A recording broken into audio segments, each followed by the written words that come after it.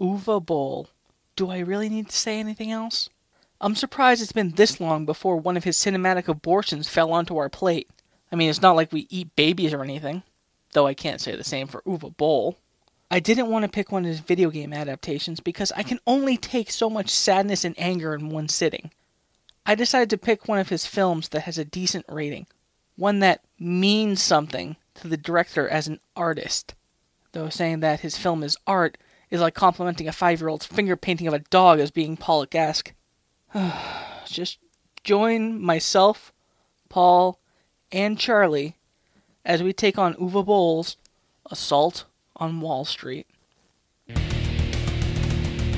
the hell writes things like this? Who's this guy? Why is he here? So we're just cutting to here now. Why not? They couldn't even write the animals well. How does that make just there? Sense? How can he be there now? Like this? They'll just take not, what's this guy? People act. Fuck me. What did I just watch?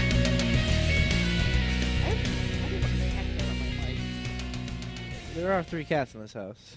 I know, but you're... There's at least 7 cats in this house. I've counted 7 cats since I've been here. I like cats. What do they taste like? Chicken. Yeah. Wow. Just like that video we watched earlier. Anyway. Fuck you, Paul. Fuck, I still found it kind of funny. Hey, I giggled. It was just, you know. Speaking of videos we watched earlier. Oh. There's a segue. There we go. You want to actually start the show now, Charlie? Well, I was.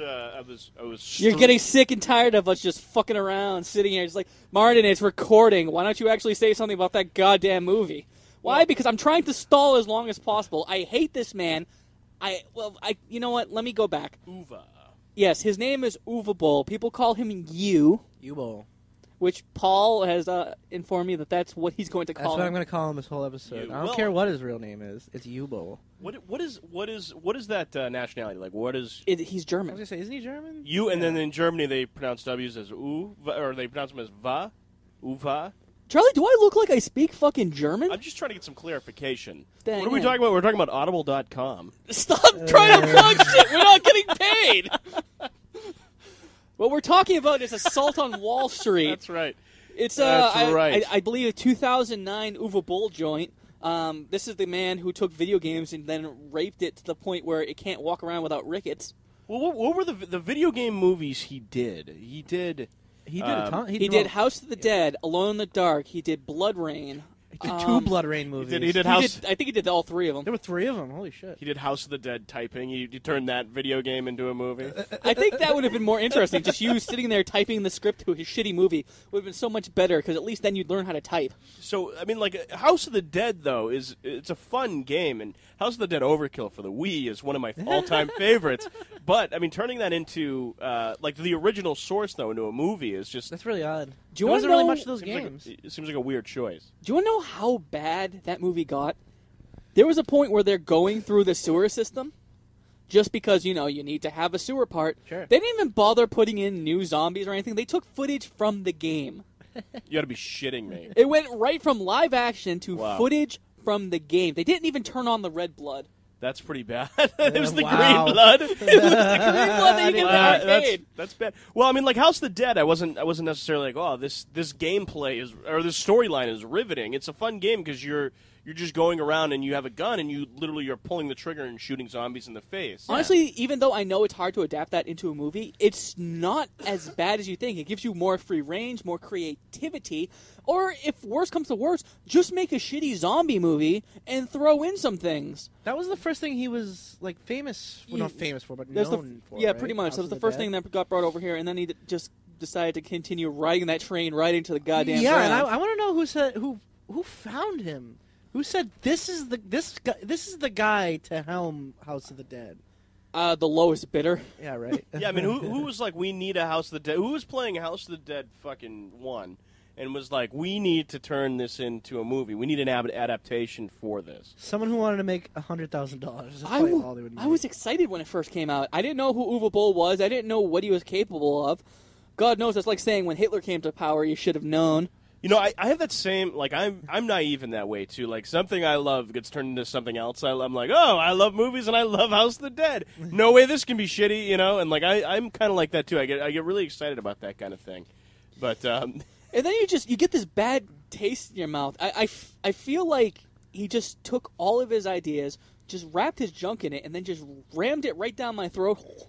just right in your fucking ear pussy. And he acts like a guy that actually would do that to you without your consent. He does. He does. He does. He does act like a douchebag. So then you have this guy, and he wants to break away. He's actually said in several interviews he wants to break away and he wants to make more serious movies. He doesn't really want to do video game movies. That doesn't stop him from continuously making video game movies, but at least he has that little comfort of saying it once or twice to a few people who might pay attention. So he's made a few. He did one about the Holocaust. I can't even remember the name of that. It was one. called I remember Auschwitz. Yeah, it was like a trailer. It was called Schindler's List, wasn't Like it? Wasn't that Uwe Boll? Yep, that was Uwe Boll. I remember there was there was a teaser trailer for the Auschwitz movie, and all it was him sitting outside the door of a gas chamber, and there were just hands on I guess gas chambers had glass doors or something, and they were just hands scratching on it, and it was like really fucked up.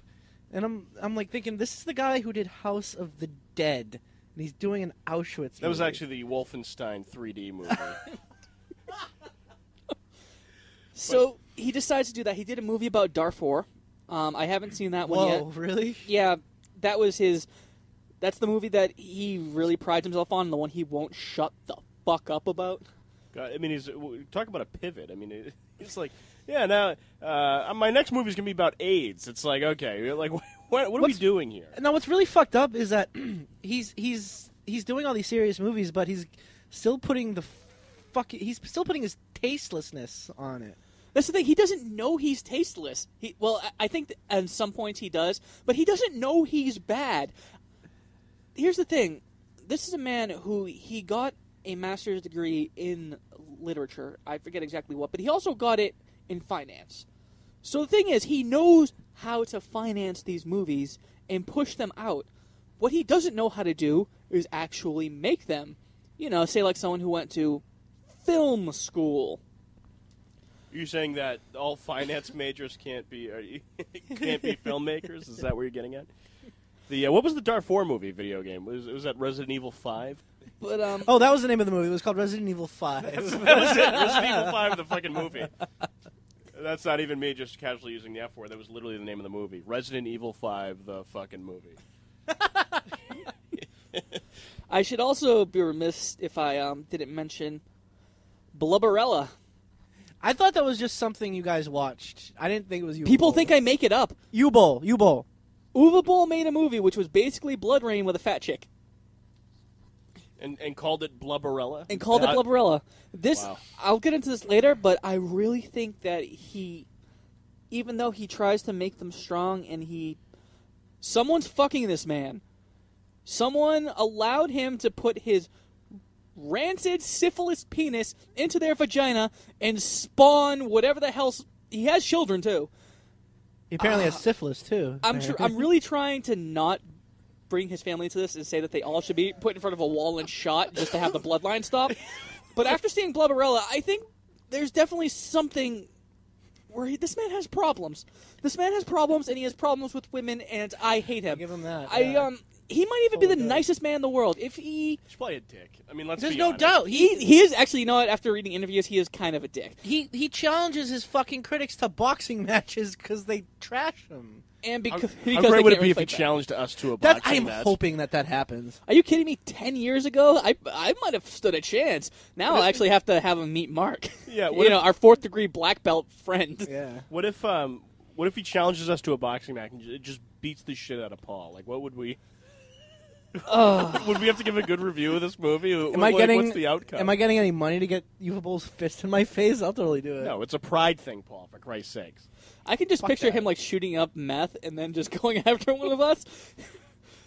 Uwe Boll. That's how I picture Uwe Boll. But yeah, he's honestly, if he wants to say, help me do my taxes, if I'm in trouble, I will ask this man for financial advice because he, to a point, knows what he's talking about. But if I were to ask him, hey, how should I frame the shot? Maybe I'd be better to put a gun in my mouth and just make a better decision. I like that when he was making a movie, he's like, you know what the world needs? The Germans' view of the Holocaust. I should make that movie. I really want to laugh harder at that, but that has been... But it happened. It's true. I know, but it's also been done by better filmmakers. There was a movie called Downfall, which was the final hours of Hitler, and it was a great movie. It's 2.5 hours, and it doesn't feel like it. It shows just what happened as far as the... I mean, it's all second, third-hand account, but pretty much how the events went down. And it was interesting. And then you have... Auschwitz. Which isn't the movie we are talking about. I know. No, we haven't even gotten to that yet. We're like 12 minutes into the show, and we haven't even mentioned, beyond maybe saying that we are reviewing Assault on Wall Street. We're hinting that he knows finance, he knows what he's talking about, and then we say he doesn't know how to make a fucking movie. I think we're also hinting that we don't like him. Oh yeah, well, I think we've been telling. We're kind of spelling it out loud, out that we don't like this fucking guy. Really, we haven't been hinting for 12 minutes? Oh no, there's not hints. We're like holding the audience's hand and telling them that we're being pretty blunt about the whole thing. Exactly. The Assault on Wall Street. That is the movie that we're doing. Yes. Because I know, because I fucking watched it this morning. Me too. What is it with you two? Both of you guys were like Paul Fletto told me, I'm not watching this movie tomorrow. I was like, dude, we're doing it Saturday. I'm watching it Saturday. Yeah, he blatantly told me we're watching it Saturday. Why do you guys hold it off to the last minute? Is it like ripping off a Band-Aid? I need it fresh in my head. I started watching it last night, but I fell asleep with my headphones on. I was watching it on my tablet, and I fell fucking asleep like a child with my headphones on because I was so fucking tired. This movie made me too angry to fall asleep. You know what? Before we get into it, I should say that on IMDb, Assault on Wall Street got a 6.1. Now, that's pretty high. We've actually watched movies with less than this. I would like to also mention, if you were to take a test in high school, college, whatever, and you got what would essentially be a 61, you didn't pass that fucking test. No. Well, you barely did. You passed it, you got a pat in the head, and you said, try better. You know, I actually kind of would agree that it should get like a D, like a D minus. That's the worst you can get and still pass. Yeah, I'll say it's the most competent movie Uwe Boll has ever done. Yeah, I mean, it's not like it didn't have a story structure, I think. It just didn't know how to fucking construct characters. How great would it be if this movie also had clips from the video game House of the Dead? I might have liked it better. I would have. No, I mean, what I mean is it has like reasons for things to happen in it, and it does have... It's a story about a guy who gets fucked over by a bunch of brokers... And a bunch of stuff happens in between that fucks him over, which we'll get into later. That's literally all it is. It's just like, he does something about this it. guy's eventually going to kill people, and we're going to show you how he does it. Yeah, it's a really slow, Yeah. boring. And I'm going to explain why that's bad. How that bad is like so simple. It's like, I'm going to show you how it's bad. No, I'm going to show you why that's a failure. I'm actually like really fascinated about some of the scenes in this movie. But this movie, from Rotten Tomatoes, this movie only got 25% for critics and 42% for audiences, which means the audiences like it a little bit more, but still the majority were like, oh, what am I doing? Why am I watching this? I could go out and I can have a life, or I could sit here and rot and become like those fat people who just sit and meld in with their sofa. Just a lifeless sack of meat that does not deserve... You know, I'm just describing Uwe Boll again. I'm sorry. I'm trying to keep my criticisms towards just life in general and this man separate, and I'm having a real hard time. Yeah, it's pretty tough. I liked the scene with... so it stars Dominic Purcell, the guy from fucking... The meathead from Prison. Yeah, he's in John Doe. I actually kind of like that show. That was like back in 2005 or something that came out. What was John Doe? It was about this guy who woke up in the middle of like a lake or something, and he had no memories of what he was, but he was like a super genius and knew a lot of stuff. It was actually kind of cool, and he like made some friends because he was so smart. He made a ton of fucking money because he was smart, and it was an interesting show. It unfortunately lasted one season. I can understand it was kind of weird and cheap, but I don't know. It was an interesting concept. I liked it. I thought Prison Break, like the first season Yeah, I of don't Prison know. Break, just it had me captivated. Like I really enjoyed the first, and then they broke out of the fucking prison. Spoiler alert. Yeah, they, right. They broke out of the prison, and then they get caught and put into another prison. So season 2 was second prison. Yeah. So I was like, that enough. Okay, so let's move on to the actual movie because there's a lot to talk about here. And before we get into the reviews, I'm going to let you guys vent. Tell me, what did you think? I'm glad they gave Kevin McAllister's dad a job. Holy shit, that's right. That's right. Kevin Yeah, that was. McAllister's dad. Yeah. I mean, he was on Battlestar Galactica as some asshole, but whatever. He was okay in that. Oh, but he like, did was- not who cares? age well. Oh, no, he hasn't. No. He looked like a man who took meth, stuffed meth, and then got a cheeseburger addiction. Oh yeah, he's definitely been eating some cheeseburgers, like our friend Edward Furlong, which we'll get into later. I thought he looked great. Yeah, he was doing okay. He was still the best actor out of all of them. By the way, Edward Furlong is going to be in a Star Trek fan film soon. He really, really needs that drug money. Good for him. All right. Honestly, I liked his acting the whole way. He is the only one who seemed like a real person, mainly because I think I've known fat slobs like that. But he did look high as fuck throughout this entire movie. Well, I mean, I thought I heard he was off the drugs and he does this shit so he can like get his money back, his Terminator 2 money back. I thought the movie was fucking terrible. The, you don't say, Charlie. Yeah, We've just believe been it shitting on it this long. I didn't say I didn't hate it. Actually, I didn't say it. You give it a D minus, which I think is a bit generous. To be Really? honest with I don't you. know. Yeah, I mean, it was. I definitely hated it. All right, so again, I guess if the comedy is an F, this is a D minus. Yeah. I will give you that. But there's so much I didn't like about it. I didn't like Dominic Purcell in this fucking leading role. No. Like him, just his range of emotion just wasn't there for me. You know what I mean? It's just very like it reminded me almost like Sylvester Stallone. You know, he's just like, I am Dominic Purcell. Why do I feel like he's kind of likable though? He has that face where you can't hate him. Sort of like if you Oh, kind of like Kevin Sorbo. yeah, kind of like Yeah. Kevin Sorbo. He'll be in those uber religious movies, Yeah. and then all of a sudden he'll go and do something kind of fun, like what was that one where he fucking played Abraham Lincoln? Oh yeah, No, it was FDR American Badass. Yeah, he'll go and do that. So at least he's not that bad of a guy. I guess this Dominic Purcell guy. I honestly haven't seen Prison Break, haven't seen John Doe, and given that these are probably the only 3 things he's done outside of a methadone clinic, Why is everybody on drugs? everyone in this movie looked like they were on drugs. Nobody looked like they were on drugs. It looked like they had to, except for Keith David. He looks pristine. He still looks like he did back in the 80s. That's disturbing. That's actually one of the scenes I was I was fascinated by was when they were in okay. So John Doe Prison Break is he's a what do they call it? They're like security guards they are for armored trucks? Yeah, they are security guards for an armored vehicle Yeah, company. him and Edward Furlong are like the partners. In this movie, that's what they were doing. They're security guards for armored trucks. Yeah, that's I why he know. Because does. I thought they were security guards for that fucking diner, because that's where they were all I the know, time when right? they were working. What was it? So they're apparently friends with 2 cops. One of them is I Keith still David. swear, I thought they all worked at the same No, place. they were definitely cops. No, 2 of them were definitely cops, and then there were Keith security David. guards, and then like David yeah, was this is one a classy diner. We can't have deadbeats work Was here. it Eric Roberts who was the other guy? Because I saw that Eric Roberts was in this movie, and I can never remember what his face looks like. Because he's Julia Roberts' brother or something, and nobody cares. I think the best part of the movie was when Dominic Purcell's wife just had enough of his shit and just killed herself. Oh my god! What the fuck, man? Like that just like is. I don't know. We're definitely bouncing around. Oh yeah, No, we're no, bouncing around a little of bit, so I course, want to don't- touch upon all this, but Don't, yeah. But I will say this. I mean, talk about someone who's selfish, like just a selfish cunt.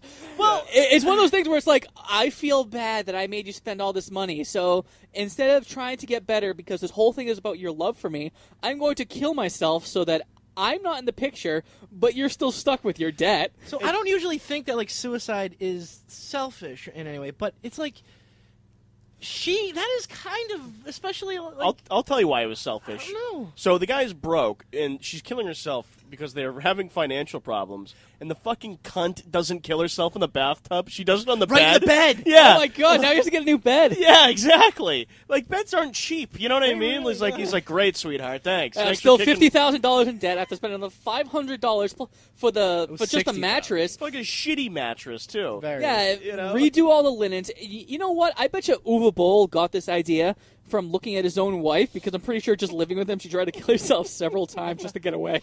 Oh yeah, and like how much fucking cancer therapy did she go through? She had full fucking head of hair, eyebrows, everything. Like She was going through like some kind. You said it was a gene therapy, no, or like that was the one she was suggested to do, and then John Doe is like, oh yeah, absolutely, let's totally do that before she pipes up and says okay.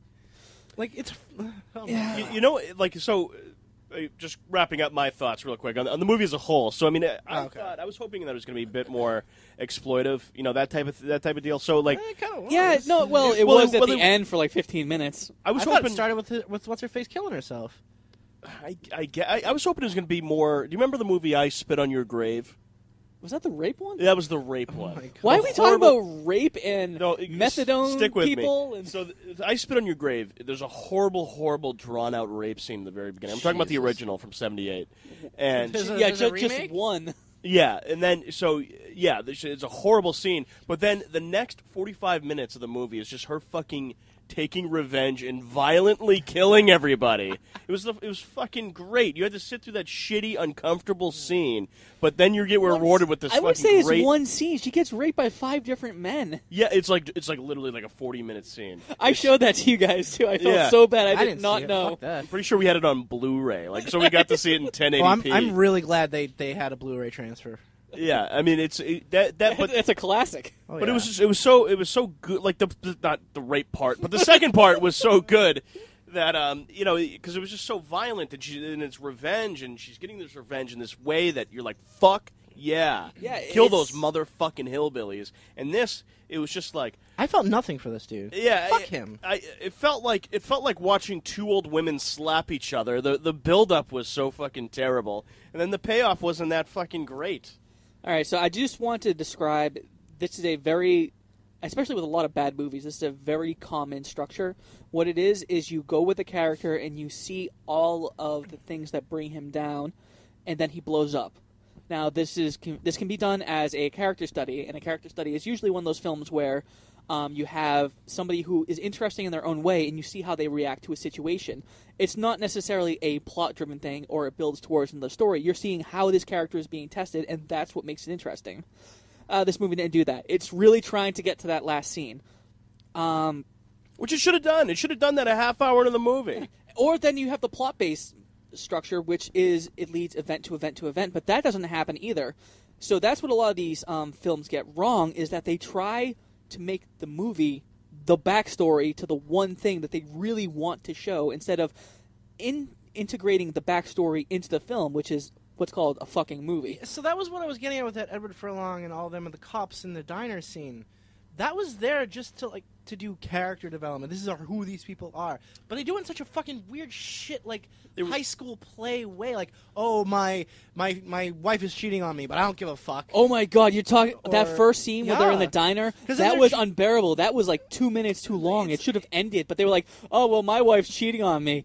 Dude, why the fuck did you bring that up? No, exactly. Right. And that's not. They're trying to do like, oh, this is what regular people sound like when they're talking to each other. Oh, we're just about Joe Cops, you know? Yeah, fucking jerk. But it's like, no, this isn't how people talk to each other. They were like, you did it right. What was the guy's name? It was Jimmy Baxter Oh, or I something? didn't even give a fuck. Dude, if you remember someone's name in this movie, just get out of my house. That was Dominic Purcell's name. I remember because I'm thinking, Jimmy fucking Baxter? Like, it's Dominic Purcell. He's fucking Italian as fuck. John like Doe, man. Yeah, It's all John yeah. Doe to me. Yeah, I mean, so that guy was, that cheating on the wife's cheating on him comment, and like, that was a funny joke they had. But Yeah, and they called back to it later in the movie. Yeah, What- like, wait, it was was that necessary to supposed to be bring a it back joke? Because think that so. brought the whole scene down. They just got Oh, quiet. that brought the whole thing down? And then even Edward Furlong, I don't even know if he was in character, just went, "Dude, what?" I know, right? But yeah. So that's what's wrong with it from a structural point of view. Like I said, this is all backstory leading up to one scene, which that one scene should have been stretched out into the movie with the backstory integrated into it. Yeah, they should I- have had that scene at all. Let me pitch this for you, and hopefully my shitty idea, as somebody who, I've tried to get into the whole movie-making business. Some successes, some failures. Now I'm just doing a movie podcast where I just bitch about the movies. But anyway. It's much more productive. Much better use of my time. Yeah. I don't need those millions of dollars. Nah. It's all because... fuck it. But yeah, let me pitch this to you. So there's a guy who gets stuck in the financial crisis. He's slowly losing everything. He works for an armored car business. In order to pay for his wife's chemotherapy, he has to knock over his own company's armored car without getting himself arrested. Is that a better movie? It's a lot better. Yeah, didn't they make that a movie? Wasn't that a fucking movie? I think it was Tower Heist. Yeah, I think that was a movie. So, I mean, how about this for a movie? Guy is, whatever, has a job, and then for whatever reason he sinks all of his savings into one fucking fund, which, whoever said to diversify your portfolio? Oh, that make it seem like that was a bad thing. Yeah. Like, oh my god, they made everyone who brought that point up, you shouldn't do one financial... Sorry, you shouldn't put all your eggs in one basket. They made them seem like they were this cartoon devil. Like, we're like, hey, you fucked up. Especially, that was Kevin McAllister's character. That's all he is. He's the mustache-twirling guy. Give me all your money. Everyone was a mustache-twirling fucking cartoon character. And then his fucking... His end speech was cringy as shit. Oh, my God. But it sounded like someone put German into Google and then brought it into English. Which they might have. It's very possible. Uwe Boll forgot English for a second. All right, let's get into the reviews and discussion. So we have a review here from Wakar Khan. Shaka Khan? Yeah, Shaka Khan. This is a film Uwe Boll can actually be proud of and not have to worry about being universally panned. That being said, this guy gave it a 6.5. Wow. He could be proud of this kind of shitty movie. Is this a movie to be proud of? I mean, this guy praised the shit out of it, but look what he did. Look what he gave it. Yeah, he saw the flaws. He probably was like, why is there a massacre at the end? Is he saying it's good for an Uwe Boll movie? It's a U-Boll. He says that he can actually be proud of this. How can you be proud of a movie that kind of shoots itself in the dick? I don't know. I wouldn't be proud of it. I'd be like, oh my god, what did we do? How much money did we spend on this fucking thing? Only $1 million, man. Is that how much it cost? It was just. I can only imagine. I actually forgot to look that up. Actually, when it comes to trivia, it was really hard to find anything. There was nothing from IMDb. Here's everything from Wikipedia. It's one sentence that reads, "The reaction to Assault on Wall Street has been mainly negative, with one reviewer describing the film as inexplicably tame. 6 out of 8 of the reviews on Rotten Tomatoes are negative." That's it. No one fucking cares about this movie. This movie that he is trying to separate himself from all the other shitty movies he made. He can't see that people aren't liking it. The end was just exactly like all the other shitty movies he's made. Like, exactly. It's just like blatant fucking horrible violence. But it should have been more. It should have been heavier. I mean, how great of a fuck... It would have been a great movie if it had a different director. I was going to say, if it had a different director, different writer, different producers. Yeah, but what if like just 30 minutes in, he's fucking just starting to take out Wall Street in this violent way, and that's you think the whole movie should have been the massacre at the end? Yeah, just keep going, and then him going down in a fucking bullet of flames with his middle finger in the air. I think they can condense the whole first hour of the movie into like 15 minutes and then show. I thought that was what this was going to be. That's what you're supposed to do. That's called an Act 1. I thought this was going to be falling down. Because that movie is like, he's pissed for the first 10 minutes and introduce the character. Boom, then start going to the massacre. That is a fantastic point, because the structure of Falling Down is one guy flips out and basically says all the things we want him to say, and you don't know about him at the beginning, but as the movie goes about, you learn about him, and you realize he's crazy. This movie would have been great if it actually started showing the massacre and take that structure, except maybe show just how sympathetic he could be. So instead of trying to be like, feel sympathy, feel sympathy, feel sympathy, he's murdering a whole bunch of people, but it's okay. Then maybe it could actually be, he's murdering people, okay, he's being driven to it, and maybe he'll go out with some kind of sacrifice and some kind of message. But no, they don't fucking care. And you know what? This is an interesting review from Danielle Parker that touches on the point. She gives this a 9 out of 10. Jesus Christ. She says, it doesn't... Who's this? Her name is Danielle Parker. It's just some girl. Danielle Parker? Danielle Parker. How does it feel to be wrong? What site was this on? I think this one was from Amazon. We got to go somewhere to get these reviews. I guess, but Honestly, 9 out of 10. Honestly, I could go to a whole bunch of places, and I do. I usually do, and I actually have some interviews from other websites and things like that I'll get to later. But I like going to Amazon for reviews because these aren't critics. Oh yeah, these are just people. These are people. regular people like you and me. Like when you hear a critic say something, you take their word for it based off what they've said before, and they can make it sound good. They can make whatever you're watching. They can break it down and tell you why certain things work and why they don't. Asking a fan or just a regular person to give their raw feelings is closer to what most of us feel than going through like a 2-page article from a critic. What did this fucking stain have to That say? being 9 said- out of 10. Yeah, I know I'm fascinated. That being said, it doesn't solve the financial crisis nor the struggle to provide for the bellowed ones. What? Okay, go on. The nor, what? Nor health insurance problems, ... But it makes you think what one could really do / accomplish when everything that matters fades away. Basically what she's saying is this movie doesn't do anything but complain and make you think about what you can do once you're down on your luck, like murder, yeah, I kill guess. everyone. She's basically saying, when everything fades away, it makes you see, what can you do or accomplish. You know what the man does? He murders innocent people. Financial advisors. I want to talk to Danielle Parker and find out, what made it lose that 1 star? Like, why not 10 out of 10? Why was it just 9 out of 10? Like, why was she like, oh, this is almost perfect? What would have made it a fucking 10? It's too violent. It's too violent. The only Which good by the part. way, I've seen several reviews that say, lots of action, great. And it's like, what the fuck are you There is talking not about? lots of action. Yeah, the most action that, like, obviously the end scene. Yeah, I mean, But He doesn't have a gun for the first hour and 5 minutes of a 98-minute movie. right, and then he has he's on the phone with like the health insurance, and he's just like, yeah, I guess I'll go fuck myself. That's him stretching his. That's him upset. Oh, I guess I'll go fuck so I myself. guess you're saying I should go fuck myself. I guess I'll just go fuck myself. And then he's on. Then it's just like it's like a 3 or 4 minute fucking long clip of him just crying with different cuts. Oh, I mean, It was so bizarre.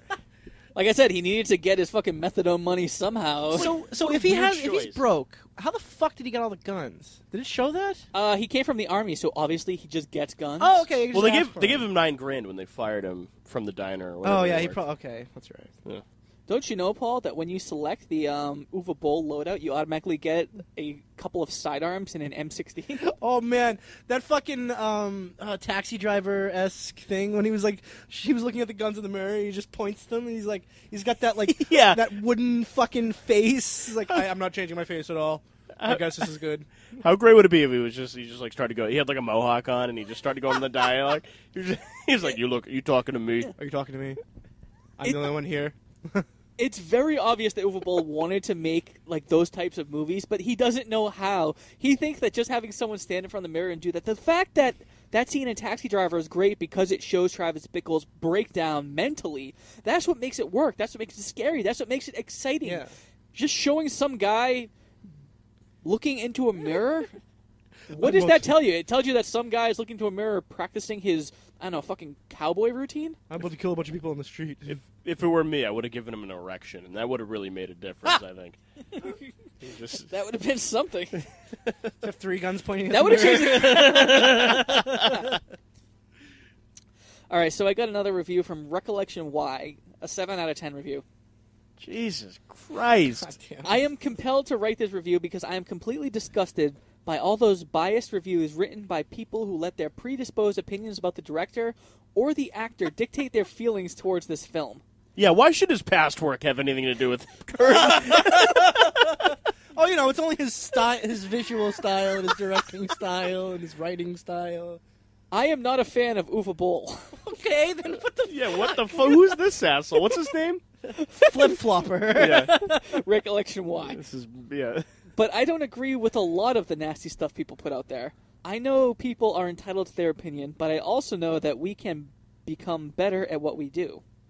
With all that said, I was genuinely surprised at the amount of emotion put into this film. So we need to base each director off each individual piece of work because their stigma shouldn't ruin what could be. I agree to this point, to an extent. However, the reviewer then states that they're surprised that they gave a shit, essentially doing the opposite of their opinion by bringing their bias to the front and center by sitting down and watching the film. Is there anything of a point here? I mean, he fucking takes his point, and then he's like, it's basically like taking a dog to obedience school. The obedience school takes it, and it melds it into something that can sit, stay, beg, and then you take it and you say, and then you put it to sleep. I could... Yeah. The ultimate flip-flopper. Yeah. Is there some kind of point where maybe we should give Uwe Boll a chance, or should we just say that everything he makes is going to be garbage? I think it's a good. Given his track record, it's good to say that his movies are going to be all shit, every fucking one of them. Well, when you're judging an artist, so to speak, and something like a director and a writer and all that, I mean, you're gonna judge him on his past work and the past pieces of shit he's done. It's not to say that he can never do anything great. It's just the fact that he probably won't do anything great. He needs to let go of some reins, and unfortunately, he needs to let go of the directorial reins, the writing reins. Maybe a producer.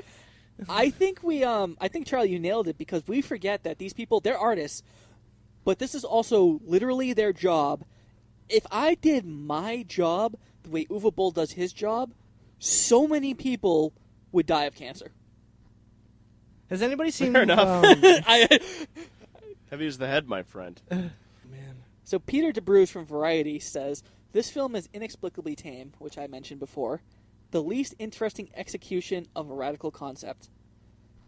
Now, we all know that Uwe Boll fucked up, but and we have described how we could make this movie better, but is this idea fundamentally flawed of somebody getting back, like physically getting back at Wall Street? Is this a bad idea? When someone's that fucked over by him, the way they portrayed it in here, I can see that kind of downward spiral going.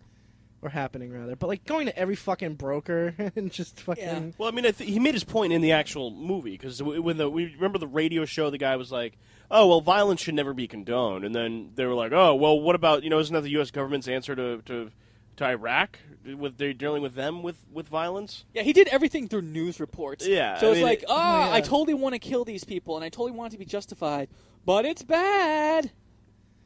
I did like that Ron Howard's brother was in this. Oh, yeah, I didn't even notice I saw him in the credits. I didn't actually notice who he was. Who's Clint Howard in that? He was the guy selling the guns.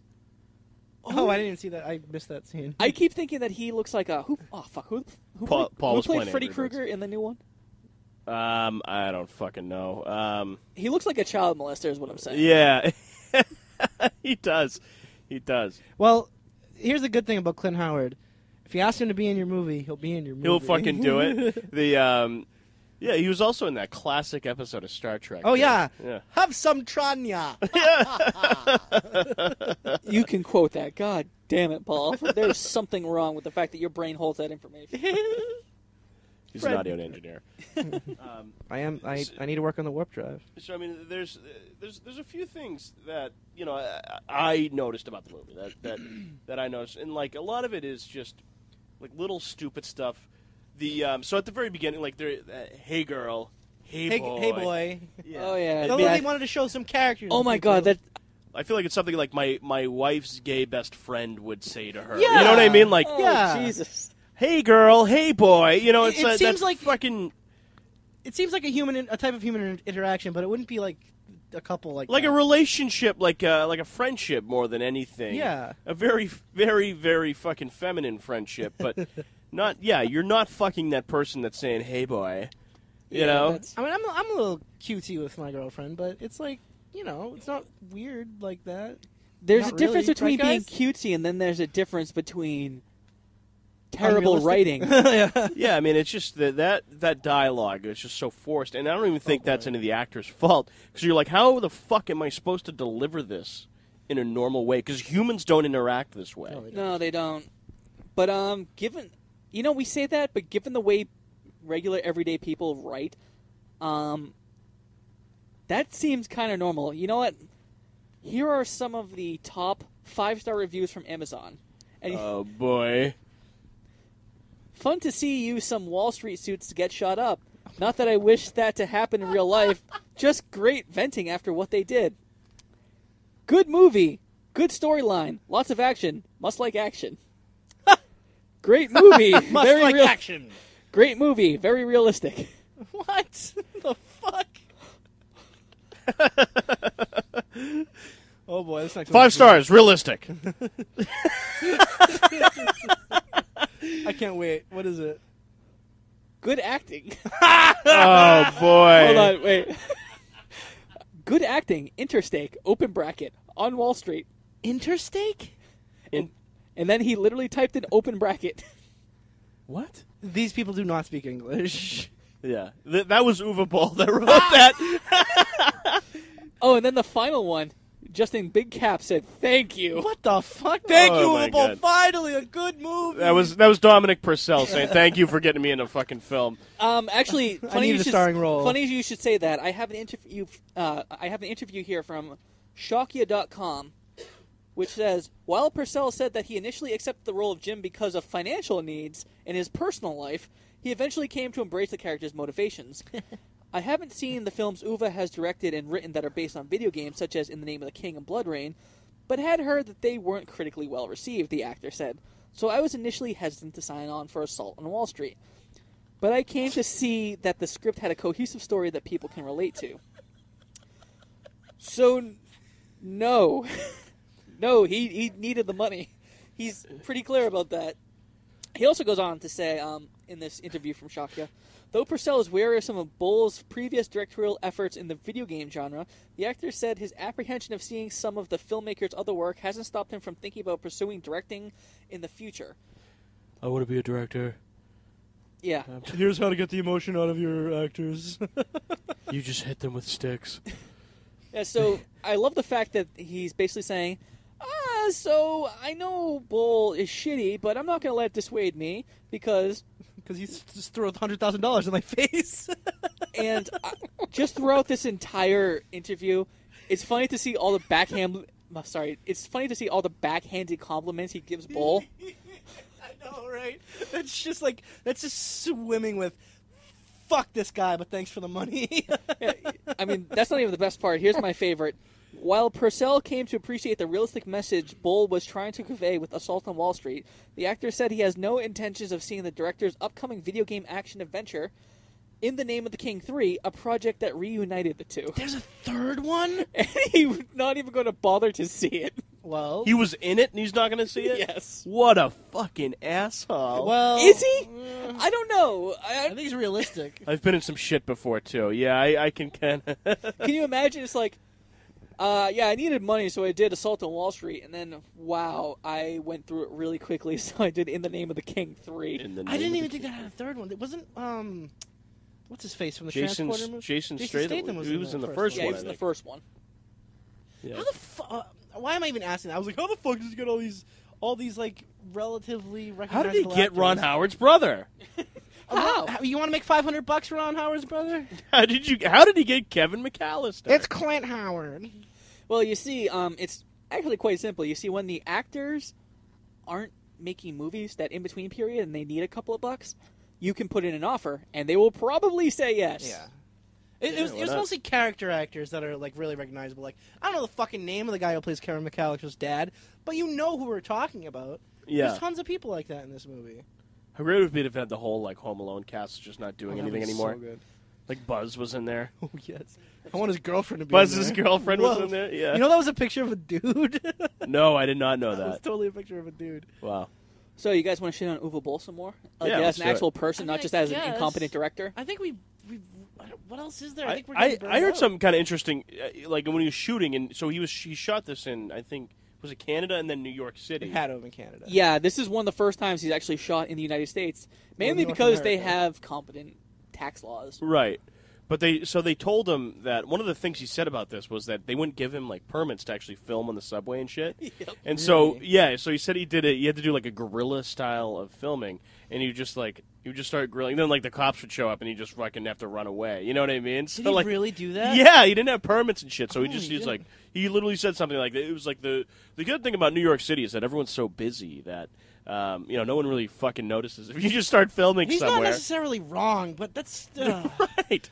You're fucking filming. I know exactly what scenes you're talking about. He's on the fucking subway train, like staring into the abyss. And oh man. So let's I want to hear from Uwe Boll himself. Oh yes. So, since I don't actually want to hear his whiny, nasally German-sounding Are we not the Superman? that, I have here an interview from Hollywood.com, Jesus. and they said, here's one of the questions. Hollywood.com. That's an official Yeah. website right there. Yeah, I know, right? I actually went to a decent source. This is something that we were actually discussing for a while. Mhm. I mean, for the last fucking 40 minutes or so. And they brought it up. Why wasn't the movie taken seriously? Does it have to do with the route in which it arrives to America? Do you need the respect of Cannes and Sundance to back it? And Bull replies, I'm with you. The problem is that something was said by George Clooney. He's everywhere. I say something, nobody cares, especially with Wall Street. It's the most important subject matter on Earth. There's no bigger subject matter than a bailout crisis. What will it get on one screen? Why is it not the movie that gets a 250 print release with some real money behind it? Before we talk about that, I'd like to point out he doesn't answer the question. No, he really is. He's like, it's kind of like George Clooney's anti-gravity movie. Honestly, unrealistic. Every interview I read with this, I sometimes actually want to try to like him because they're crazy ideas, and even if he knows they're stupid, maybe there could be something there. He has a fan base, and I think they like his movies ironically, but ironically. Yeah, There's no way probably. he doesn't. Or they just like this kind of movie. But every interview quashes that because he doesn't answer the questions. It's like he has this interview going on inside of his head. So they'll say, what's your favorite color? Well, the bailouts. Fuck you, Uwe Boll. So basically... Do you think you have to get Cannes and Sundance? No. Why would winning a fucking film contest have to do with anything? Why would that have to be... Let's talk about George Clooney. Yeah. So his final question, which I just said, was, why is it not the movie that gets a 250 print release with some real money behind it? Hollywood.com said back, I imagine it's because you're also the guy who made Postal. Postal as a video game was... I don't know if interesting is the word because it really tried to just throw a whole bunch of sex and violence and just gross shit at you. Was Postal the racist video game? Was there racism included in that game? There might have been. There's a lot It's of racism in basically... video games. You know what? I actually haven't played the first one. I played the second one. The second one is basically you're just a crazy guy who gets fired from his job, and you can actually choose to go through each day trying to obey the law, or you can just fucking shoot everyone. Or you just go crazy. Yeah. So I thought that was one of those ones that was like backed by a white supremacy group. Like, am I wrong? Am I thinking of the wrong thing? The game. I think you're thinking of Yeah. Bioshock Infinite. Oh, that's what it was. It was BioShock. It was Lara Croft Tomb Raider. Yeah, that's right. My bad. Oh, no wonder that's where she got the hood. All right, so let's wrap this up. I'm going to ask you guys for your final thoughts. So my question to you is, your worst enemy asks for a movie recommendation, and they will, in fact, watch whatever you give them. Would you recommend this one? Charlie? No, I'd recommend the comedy. I mean, my worst enemy. I mean, I'm not going to give him this. This movie was fucking bad. Don't get me wrong, but it's not. It's not like I was like the comedy. I was having trouble getting through it. It was pretty fucking bad. But I wasn't like, oh my god, I got to shut this fucking thing off. It wasn't that bad. How about you, Paul? Yeah, I'll agree. Not to my worst enemy. I haven't seen the comedy, but I refuse to see it, so I would probably give that one to my worst enemy. I think we should probably compare every one of these bad movies to the comedy. I guess I'll never write this question again. The comedy set the bar so fucking low that it's really tough to find anything as bad as that. I mean, that was a fucking game changer for me because I don't mind shitty movies. I enjoy doing this whole thing. That was the one time during this whole podcast when I was like, I don't know if I can fucking do this anymore. Well, there were still torturous parts of this movie, though. There totally was. There totally was. Slow. The fact that it was so slow, the fact that it should have been... I mean, Uwe Boll, he's a guy that, like Postal, for instance, he's known for making these violent, crazy fucking movies. Yeah, and he made one called Rampage before, which is literally this movie, but a guy just shoots up everything, and he's not supposed to be liked. Why did he play it straight on this one? Like, why did he fucking not take a chance? Why did he play it straight? Because no one wants to watch him play you it have straight. no idea how often he keeps saying, "Why does no one take a chance? I took a chance with this. It's a big topic." And everyone else is saying, "No, Uwe, no, you didn't." Yeah, it's a big topic. That happened in 2007. Like, it's 2007, 2008 is when this takes place, if I'm not mistaken, right? Yeah, that's when I lost all my money. Yeah, well, there you go. Stop giving money to the fucking Wall Street. I mean, stop. I thought investing in orphanages was a good idea. Nope. Not them when all you down. keep drunkenly driving into them. 2008 was a good year. This movie was bad. But I mean, it was bad. It could have been good. It could have been wonderful. No, it really could have. It could have been a very good movie. But Like that fucking the last scene when the guy's like, the Carnegies and the fucking Hearst and the he wasn't Rockefeller. wrong. But it's. But it was so cheesy. Do you have any idea how many people know that? Everybody. I mean, sure, it's not. You got to give it a second thought. But like, okay, It was how does fucking someone cheesy. How does someone get that fucking rich? They fuck over people, you know. Right. It is or they invent unfortunate something. I mean, he didn't mention they like invent Bill Gates or Yeah, because Steve they Jobs. exactly. Or, They had an idea. No. Why would he do that? Why would he be topical in his topical movie? right. I mean, like I get what he was trying to do, but like, you know, I'm surprised that Kevin McAllister just didn't start like open up the window and start yelling, "I'm mad as hell and I'm not going to take it anymore." You know, like it was fucking cheesy. All right, guys. So I have a present for you since next month is December, which means it's Christmas. There's no pick 3 this time. Or, I'm sorry, pick 1, but you know what the fuck I usually do. Yep. What's the one that we missed? What's the one that we didn't do? There's That's two. I think Hansel and Gretel get baked. We didn't do that one. didn't do And that then Schoolgirl Hitchhikers, We should just watch which Hansel was and basic- Gretel get baked. which was basically, I think, just like a softcore porn. oh, okay. Well, that's kind of why I was. But, Wifey would love that one, right? Yeah. So, for your Christmas present, next month we're going to do the movie Filth. Filth, huh? It stars James McAvoy Oh Right. yes. as a he's like a police detective, and he's investigating this crime, which isn't actually the main point of the movie. He's trying to actually kind of fuck over everyone else to get ahead at his own job. This is a character study that this movie should have been. And it takes place at Christmas, so fuck a Christmas movie. And you know what? You said it's good, right? Yeah. December, you guys get a break. You get a good movie. But you know what? It's not December yet. So, get the fuck out of my house.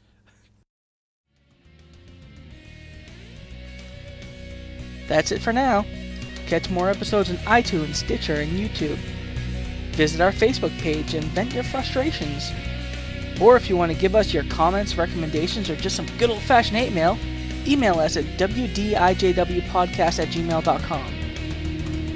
I'm on Twitter at SomeJerkFB if you want to yell at me there, or at SomeJerkFromBoston on Tumblr if you want to share some of the shitty pictures that I shared to you guys. Until next time, I'm not saying explicitly that people on Wall Street should be shot and killed. I'm saying it's a fantasy to want them killed in real life. Does that make sense? It does to Uwe Boll. Adios for now.